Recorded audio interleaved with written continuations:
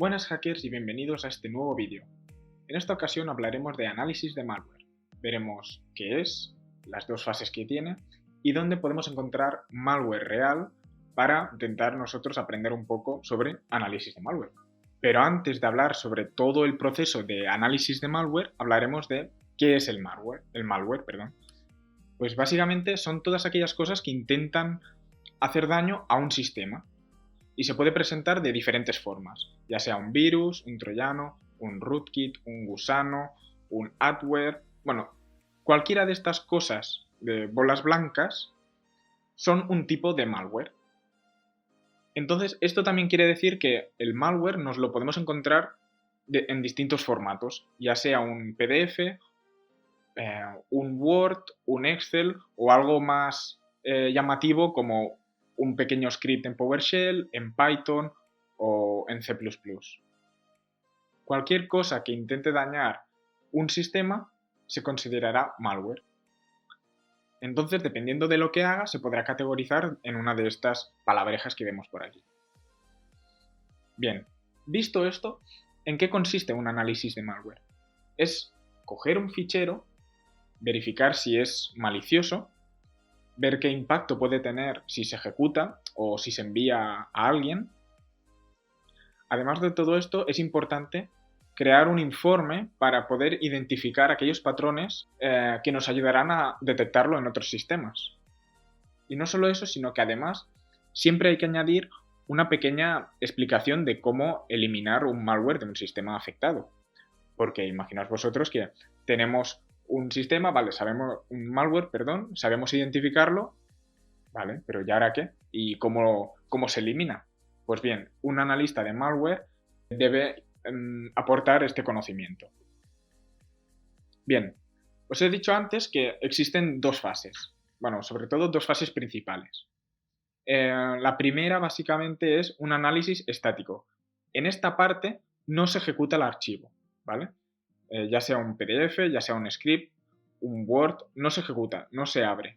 Simplemente se mira pues, sus metadatos, las frases o palabras que pueda contener sin abrirlo, ¿vale? Normalmente por una línea de comandos o por algún otro con algún otro programa, por ejemplo pview, ¿vale? Funciones que usa, ¿vale? Del propio sistema. Por ejemplo, una muy común es load_address de Windows, e incluso ver las funciones que se exportan, ¿vale? Incluso en caso de que fuera como un DLL, ¿sí? Pues estos binarios, estos ficheros, exportan funciones para que otros programas puedan usarlas, ¿vale? Por ejemplo, si os habéis descargado alguna vez algún juego, ¿vale? De forma no legal, a veces os dicen que reemplacéis un DLL, ¿sí?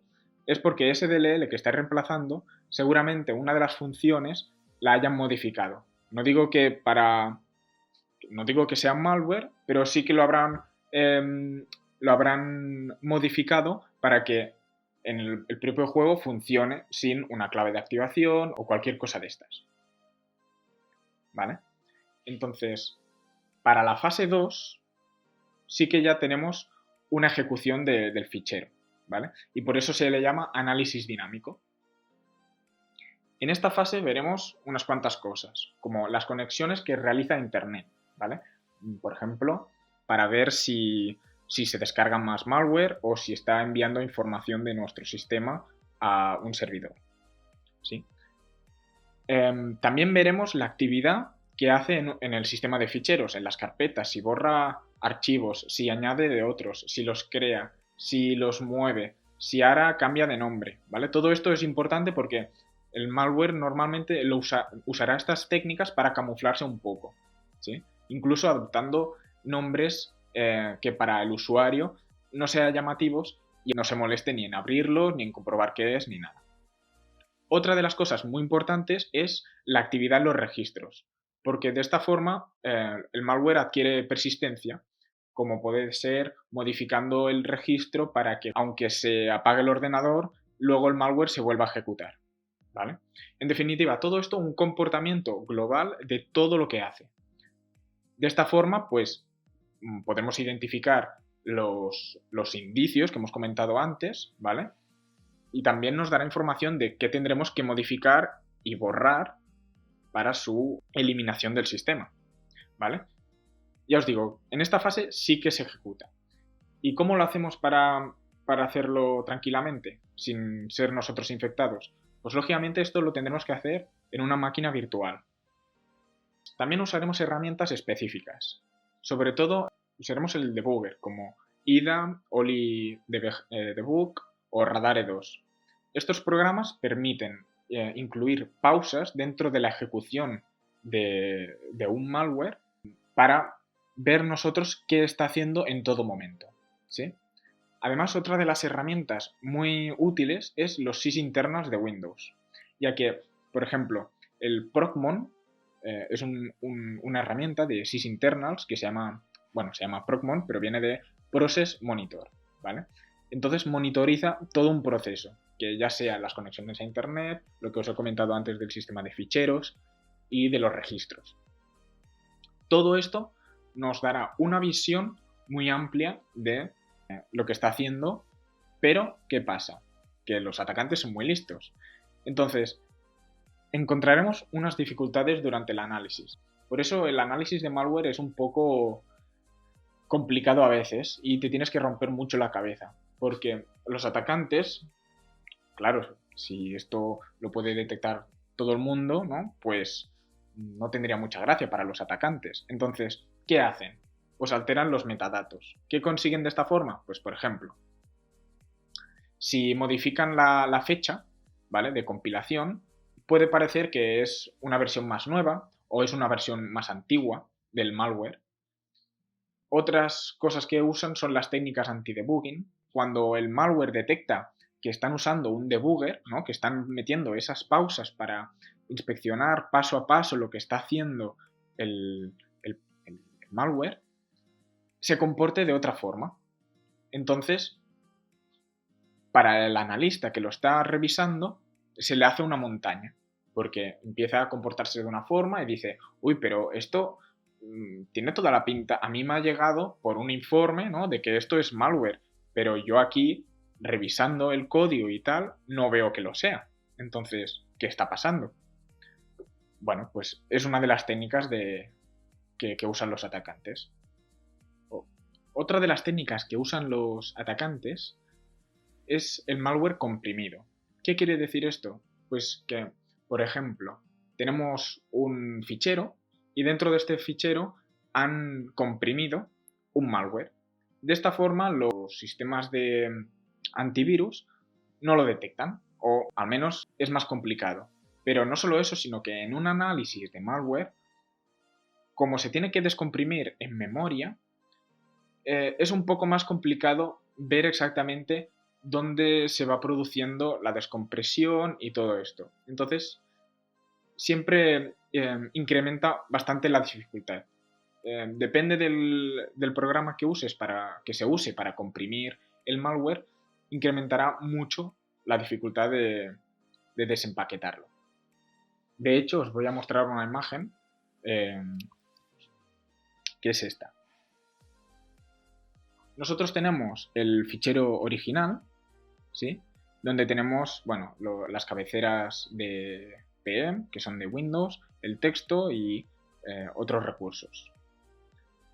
Cuando lo empaquetamos, cuando lo comprimimos, en este proceso se crea el pheader, que es otro, y todo esto del original se mete aquí, en esta parte, la sección empaquetada, ¿sí?, en estas dos, tanto del texto como de la data. Y se crea un nuevo bloque que será el encargado de descomprimir, ¿sí? Entonces, una vez se ejecuta el programa, en memoria se crea todo este proceso inverso de descompresión del propio malware. Vale, de hecho, este artículo es de mi blog, entonces lo tendréis en la descripción. Básicamente es una ayuda a este vídeo que estoy haciendo, o de hecho quizá más al revés, el vídeo es una ayuda a este blog. Entonces, bueno, por si lo queréis, lo tenéis en la descripción. De hecho, aquí tenéis ejemplos de malware real que podréis ver y visitar con sus respectivos enlaces. Vale, y la última técnica que os comentaré es la creación de ruido o ofuscación. ¿En qué consiste esto? Pues bien, imaginaos que vosotros estáis haciendo un malware. Y entonces, pues, vais definiendo variables, ¿no? Programando así un poco. Decís, bueno, pues esta variable le ponéis un nombre bastante descriptivo, pues es la clave de desempaquetar. Esto es la no sé qué.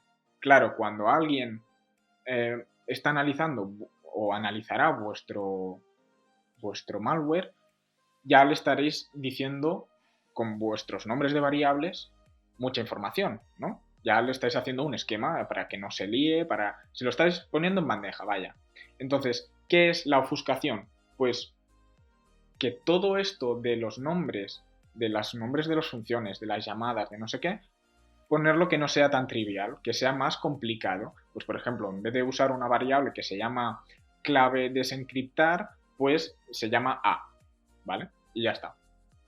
Y la creación de ruido es que, por ejemplo, si en el proceso de desempaquetar se hace, imaginemos, se hacen unas multiplicaciones, ¿vale? Se usa la clave y luego se hacen unas operaciones matemáticas como, yo qué sé, dos operaciones, dos multiplicaciones, pues en vez de hacer 2 por 4, ¿sí? Hará 2 más 2 más 2, o por ejemplo, otra de las cosas que también se hace es que va llamando funciones que no hacen nada, que simplemente pues retornan un 0 o no retornan nada o entran en un bucle donde está sumando 1 a una variable, ¿vale? Es simplemente como para despistar al que está haciendo el análisis de ese malware.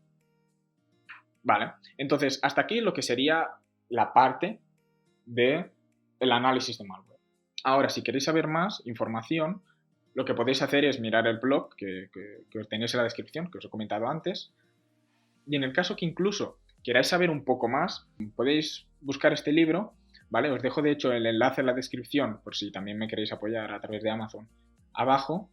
Pero este libro yo lo usé para las clases que hice de malware análisis y la verdad es que te lo explican muy bien. Es de los más completos que he encontrado.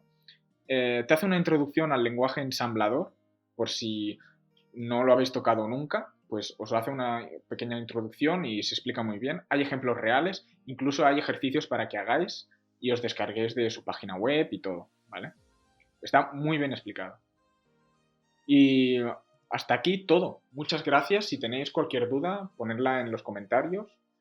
Recordad que podéis invitarme a un café a través de Coffee y os dejo aquí el enlace a el grupo de Telegram donde voy subiendo cada día un par de enlaces sobre seguridad informática, ya sea herramientas, artículos, en definitiva, cosas para aprender y seguir practicando.